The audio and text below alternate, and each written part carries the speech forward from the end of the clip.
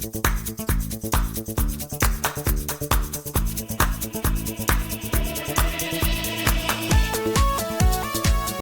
Friends, நான் உங்க SKA பேசுறேன்.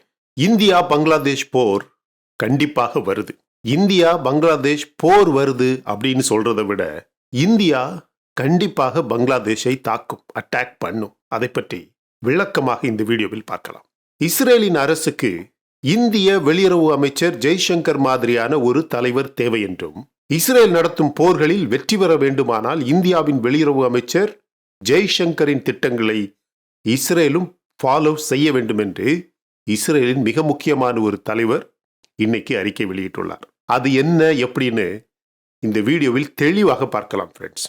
இந்தியா மொத்த உலகத்திலேயே போர் ஆயுதங்களுக்காக தன்னுடைய நாட்டினை பாதுகாக்க ஆயுதங்களை அதிகமாக வாங்கும் நாடுகளில் 4வது இடத்தை பிடித்துள்ளது. அது மட்டுமல்ல, 2023ஆம் ஆண்டில் ஆல்மோஸ்ட் $90 பில்லியன் நேரடியாக போருக்கான ஆயுதங்கள் வாங்குவதற்கு செலவிடப்பட்டுள்ளது.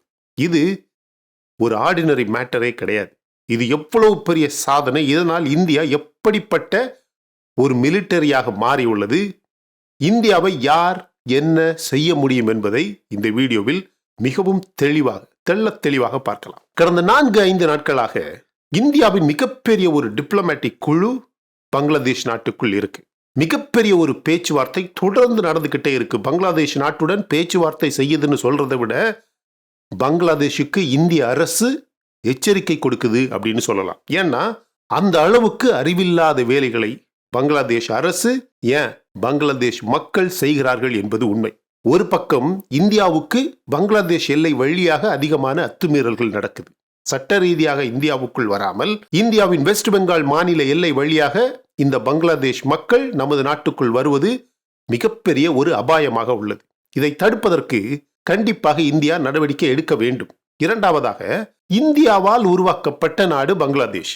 இவர்கள் இந்தியாவுக்கு எதிராக செய்யும் இன்னொரு மிகப்பெரிய தவறு, அங்கு வாழக்கூடிய இந்து மத மக்களை கொலை செய்வது, டார்ச்சர் செய்வது, கைது செய்வது, மத அடிப்படையில் அவர்களுடைய சுதந்திரத்தை தடுப்பது. அவர்கள் பல ஆண்டுகளாக அந்த நாட்டில் இருந்தாலும் கூட அவர்கள் ஒரு குறிப்பிட்ட மதத்தை சார்ந்தவர்கள் என்ற ஒரே ஒரு காரணத்திற்காக அவர்களை கொடுமைப்படுத்துவது எவ்வளவு பெரிய முட்டாள்தனம் தெரியுமா? இது மிகப்பெரிய ஒரு எரிச்சல் தரக்கூடிய விஷயமாக இருக்கு. இதுல இன்னொரு பெரிய விஷயம், நீங்க நல்லா பாருங்க, இந்த உலகத்தில் இருக்கக்கூடிய ஒரு சில சோ கால்டு லீடர்ஸ் இதை கேட்கறதே இல்லை. ஒரு விஷயம் சொல்றேன் கேளுங்க. இன்று உலகத்தில் இருக்கக்கூடிய காசா, பாலஸ்தீன், பாகிஸ்தான், அவர்களது எல்லையில் செய்யக்கூடிய தீவிரவாத சண்டைகள் எல்லாமே ஒரே மாதிரியான ஒரு பயங்கரவாத செயல்கள், எல்லாமே ஒரே மாதிரியான முட்டாள்தனம். நீங்களே பாருங்க, பாகிஸ்தான் தீவிரவாதிகள் எல்லாருமே ஜம்மு அண்ட் காஷ்மீர் பகுதியில் செய்யக்கூடிய பயங்கரவாதம் எப்படி இருக்குன்னு பாருங்க. திடீர்னு வர்றானுங்க, கண்ணுல தெரிகிற யாரையாவது சுட்டுக் கொள்றது, கத்தியால குத்துறது, எதையாச்சும் போட்டு எரிக்கிறது, துப்பாக்கியால சுடுறது.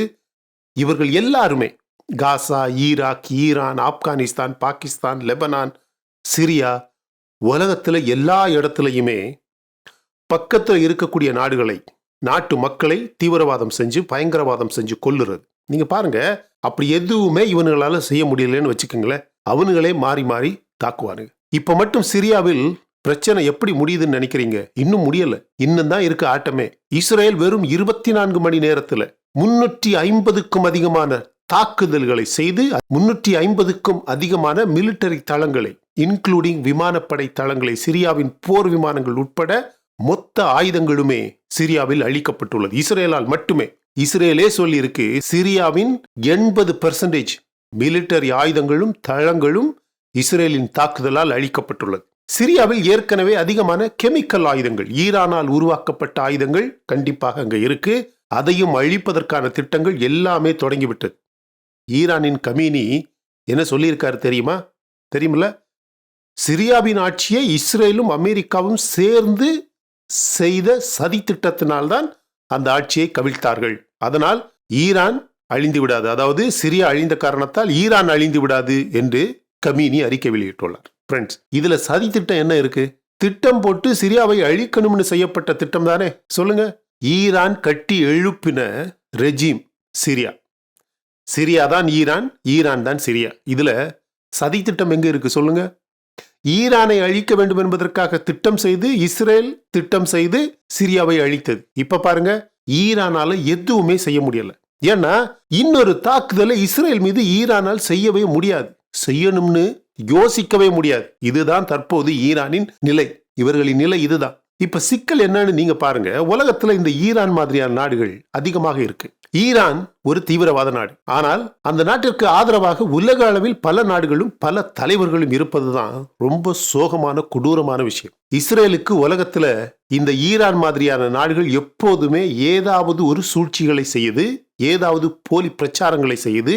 அப்படி செய்யும் போது இஸ்ரேல் இப்படி ஒரு பெரிய போரினை செய்வது மிகவும் கடினமாகிறது. சர்வதேச எதிர்ப்பு என்பது பெரிய அளவில் ஒரு போர் நடக்கும் நேரத்தில் மிகப்பெரிய ஒரு சிக்கலாக மாறுகிறது.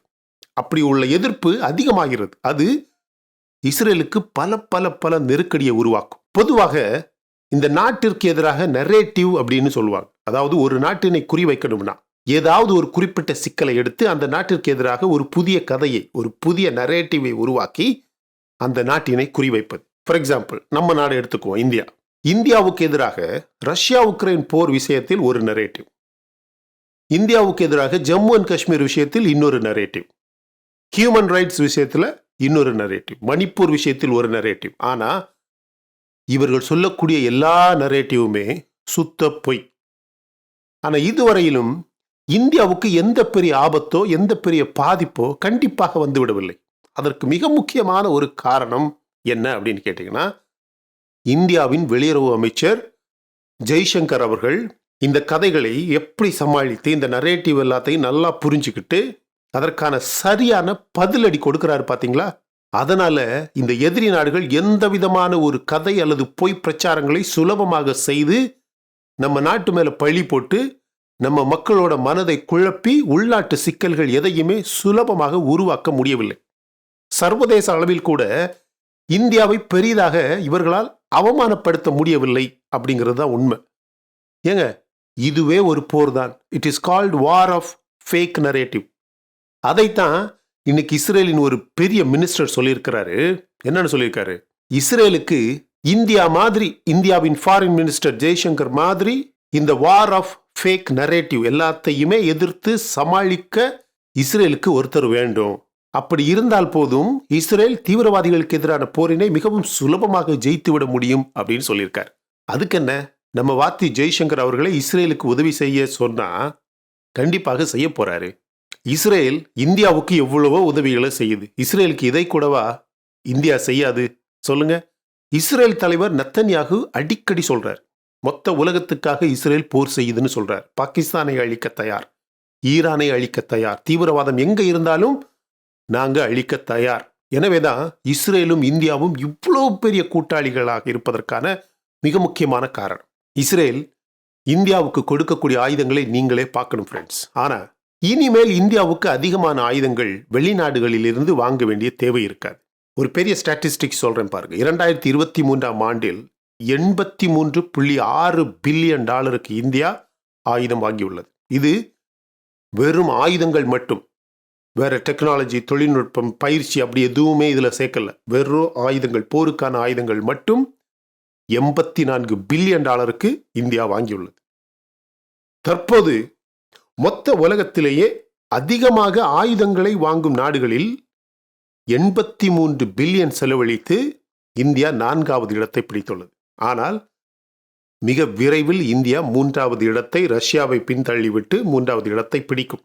ஆனா இதுல முக்கியமாக கவனிக்க வேண்டிய விஷயம், இந்தியா இதுவரையிலும் ரஷ்யா, அமெரிக்கா, இஸ்ரேல், பிரான்ஸ் இது மாதிரியான மிக முக்கியமான நாடுகளில் இருந்து அதிகமான ஆயுதங்களை வாங்கி கொண்டே இருந்தது. ஆனால் இந்த வருடம் ஆல்மோஸ்ட் முடிய போகுது. இதுவரைக்கும் இந்தியாவுக்கு தேவையான ஆயுதங்களில் ஆல்மோஸ்ட் 75%, முக்காவாசி ஆயுதங்கள் இந்தியாவுக்குள்ளேயே தயாரிக்கப்பட்டுள்ளது, வெளிநாடுகளிடமிருந்து வாங்கல.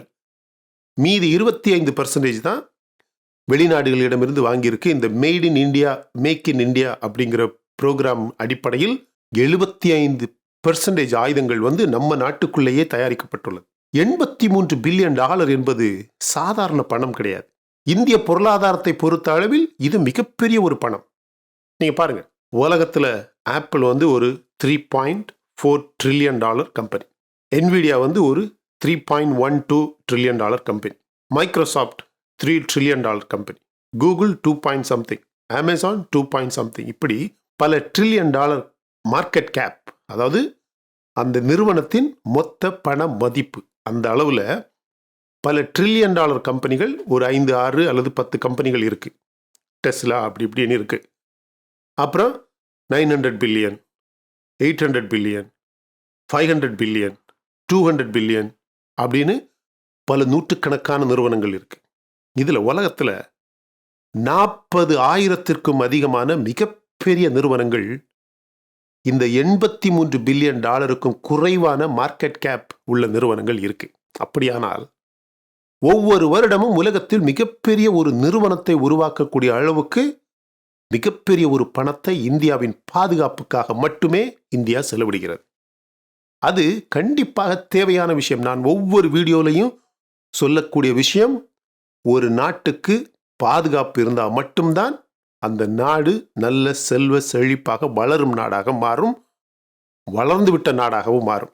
நான் ஏற்கனவே சொல்லியிருக்கேன், இந்த பாகிஸ்தான் போன்ற ரோகு நாடுகள் நம்மை சுற்றி இருந்தால் கண்டிப்பாக நாம எப்போதுமே தயாராக இருக்கணும். இப்ப இந்த பங்களாதேஷ், உங்களுக்கு ஒரு விஷயம் தெரியுமா? இந்த பங்களாதேஷ் சைனாவின் உதவியுடன் பல ஆயுதங்களை நவீனப்படுத்துவது மட்டுமல்லாமல் புதிய ஆயுதங்களையும் சைனாவிடமிருந்து வாங்க ஆரம்பிச்சிருக்கு. அதனால தான் சொல்றேன், இந்தியா பங்களாதேஷ் இந்த 2 நாடுகளுக்கு இடையில் கண்டிப்பாக போர் என்பது வரும். இந்தியா பாகிஸ்தானுடன் பல போர்களை செய்துவிட்டது, சைனாவுடன் பல போர்களை செய்துவிட்டது. ஆனால் நாமளே உருவாக்கின ஒரு நாட்டை எதுவுமே செய்யக்கூடாது, செய்ய வேண்டாம் என்ற ஒரே ஒரு காரணம். அதனால்தான் இந்தியா இதுவரையிலும் பங்களாதேஷ் நாட்டினை எதுவுமே செய்யவில்லை. அது மட்டுமல்ல, அதிகமான உதவிகளை செய்யுது. ஆனா அவன் இப்ப சைனா உதவியுடன் ஆயுதங்களை நவீனப்படுத்துவது எதுக்கு? இந்தியா பங்களாதேஷ் எல்லையில ட்ரோன் டிப்ளாய் செய்யறதுக்கு என்ன காரணம் இருக்கு சொல்லுங்க? இந்தியா தேவையான எல்லா ஆயுதங்களையுமே கண்டிப்பாக பங்களாதேஷுக்கு எதிராக நகர்த்தணும். 2 ரஃபேல் போர் விமானங்கள் போதுமானது ஃப்ரெண்ட்ஸ். ஒரு நாள் திடீர்னு 2 ரஃபேல் போர் விமானங்கள் இந்த மீட்டியர் ஏவுகணையுடன் உள்ளே சென்று 1-2 சிறிய தாக்குதல்களை செஞ்சுட்டு ஒண்ணுமே தெரியாத மாதிரி திரும்ப வரணும். அதோடு பங்களாதேஷ் அமைதியாயிடும். இப்ப நடக்க பாத்தீங்களா, இந்த இந்து மக்களை கொலை செய்வது, கைது செய்வது, அப்படி எதுவுமே அதுக்கப்புறம் நடக்காது. ஃபர்ஸ்ட் ஆஃப் ஆல், இந்த அண்டை நாடுகளுக்கு தேவையில்லாமல் உதவி செய்யறத நம்ம நாடு இந்தியா நிறுத்தணும். இன்னைக்கு வந்திருக்க மிகப்பெரிய ஒரு செய்தியை பாருங்க. இந்தியா நம்ம பக்கத்தில் இருக்கக்கூடிய நேபாள் நாட்டிற்கு ஆயுதங்களை கொடுத்தது மட்டுமல்லாமல் அதை கிஃப்டா கொடுக்குது. இதெல்லாம் தேவையா சொல்லுங்க? கிஃப்ட் கொடுக்கணும்னா எப்படி போர் செய்யணும்னு எத்தனை புக் இருக்கு சொல்லுங்க? அப்படி எதையாவது ஒரு புக்கை கொடுக்கலாம்ல. இப்ப இவனுங்க நம்ம கொடுக்குற ஆயுதங்களை வாங்குறது, நம்ம கொடுக்குற பணத்தை வாங்குறது எல்லாமே வாங்கிட்டு எப்பவாச்சும் ஏதாவது ஒரு விஷயத்துக்கு இவனுங்க சைனா காலில் போய் விழுறது. இதைத்தானே ஸ்ரீலங்காவும் செய்யுது. இதே இந்த ஸ்ரீலங்கா சாப்பாடு இல்லாமல் இருந்தப்ப நம்ம இங்கேருந்து அரிசி அனுப்பணும், மருந்து அனுப்பணும், துணி அனுப்பணும், ஏன் பணம் அனுப்பணும். இப்போ இந்த கொரோனா வந்த பிறகு ஸ்ரீலங்கா பொருளாதாரம் அழிஞ்சப்ப இவர்களை யாரு காப்பாற்றினது சொல்லுங்க? ஆனா அவனுங்களுக்கு கடல்ல ஏதோ ஒரு பெரிய எல்லையாம், நம்ம தமிழர்கள் அங்க போகக்கூடாதான், அப்படி போனா நம்ம தமிழர்களை கைது செய்வார்களாம். ஆனா இந்த இந்திய அரசு அங்க போய் கிஃப்ட் கொடுக்குமா? என்ன கருமம் பார்த்தீங்களா? இதே இந்த பங்களாதேஷை எந்த விதத்திலையுமே விட்டு வைக்க கூடாது. அங்க இருக்கக்கூடிய இந்து மக்களை அவனுக்கு செய்யக்கூடிய அநியாயம், கொடுமை, கொலை, தேவையில்லாத டார்ச்சர், கைது பண்றது அப்படின்னு என்னென்ன அநியாயம் பண்றானுங்க தெரியுமா? இதுக்கு பங்களாதேஷ் அரசும் உடந்தை, பங்களாதேஷ்ல இருக்கக்கூடிய மிலிட்டரியும் உடந்தை, பங்களாதேஷ்ல இருக்கக்கூடிய மொத்த போலீஸ் டிபார்ட்மெண்ட்டே இதுக்கு உடந்தை. போலீஸ் அரெஸ்ட் பண்றான், இராணுவம் கொடுமைப்படுத்துது, அரசு இந்த இந்து மக்களுக்கான எல்லா விஷயத்திலையுமே பிரச்சனை பண்ணுது. கோயில் இடிக்கிறானுங்க, கோயிலுக்குள்ளாடி ப்ரேயர் பண்ணக்கூடாது, பக்கத்தில் எதுவும் கூட்டம் நடத்தக்கூடாது. இதெல்லாம் எந்த மாதிரியான கொடுமைகள் தெரியுமா? இதுல 1000% நம்ம நாட்டில் இருக்க எந்த ஒரு மைனாரிட்டி அல்லது எந்த ஒரு ரிலிஜனுக்கு எதிராகவோ பண்ண முடியுமா? அப்படி ஏதாச்சும் நடக்குதா? எங்கேயோ ஏதோ ஒரு காட்டுல ஏதோ ஒரு ட்ரைபல் எதுவுமே தெரியாம என்னமோ ஒரு விஷயம் நடக்கும். அது நம்ம நேஷனல் சேனல்ஸ்ல 2 மாசம் ஓடும். ஆனா அங்க மொத்தமா ஒரு கம்யூனிட்டியவே அழிக்கிறானுங்க. உலகத்தில் உள்ள எல்லா நாடும் பேசுது. ஆனால் நம்ம நாட்டு மிலிட்டரி சும்மா பார்த்துக்கிட்டு இருக்கு. ஒரே ஒரு ரஃபேல் போர் விமானம் அனுப்புனா போதும் மை டியர் ஃப்ரெண்ட்ஸ். அனுப்பணுமா வேண்டாமா அப்படிங்கிறத நீங்கள் முதல்ல சொல்லுங்கள். பொதுமக்கள் என்னன்னு சொல்லணும்ல. அப்போ தானே அரசுக்கும் மிலிட்டரிக்கும் தெரியும். அந்த மக்கள் கஷ்டப்படுறாங்க அப்படியே விட்டுடுங்க அப்படின்னு வெறும் பேச்சால் பேசிக்கிட்டு இருந்தா போதுமா? இஸ்ரேல் அப்படியே பேசிக்கிட்டு இருக்கு. ஒருத்தனை கொலை பண்ணாலே, ஒரே ஒருத்தனை கொலை பண்ணாலே அதுக்கு பதிலாக 1000 பேரை கொல்லுது. ஏன்னா அவன் தீவிரவாதி. தீவிரவாதியை ஏன் விட்டு வைக்கணும்? அதே தானே பங்களாதேஷ்லையும் செய்கிறானுங்க. தீவிரவாதம் பண்ணுறான். தீவிரவாதியை எப்போவுமே விட்டு வைக்கக்கூடாது. பாருங்க, வாய்ப்பு கிடைச்ச உடனே மொத்த சிரியாவையும் அழிக்கிறான். இப்போ சிரியாவை இப்படி அழித்ததுனால ஈரானுக்கு பாதுகாப்பு அங்கே எதுவுமே கிடையாது. அதனால இப்போ ஈரானையும் தாக்குறது ரொம்ப ஈஸி ஆயிடுச்சு அப்படின்னு இஸ்ரேலே சொல்லுது. அதனால தான் சொல்கிறேன், இந்த பங்களாதேஷை ஒரு அடி அடித்து உட்கார வச்சோம்னா இந்த நேபாள், ஸ்ரீலங்கா, பாகிஸ்தான், ஏன் ஓரளவுக்கு சைனா கூட வாயம் துறக்கவே மாட்டாங்க.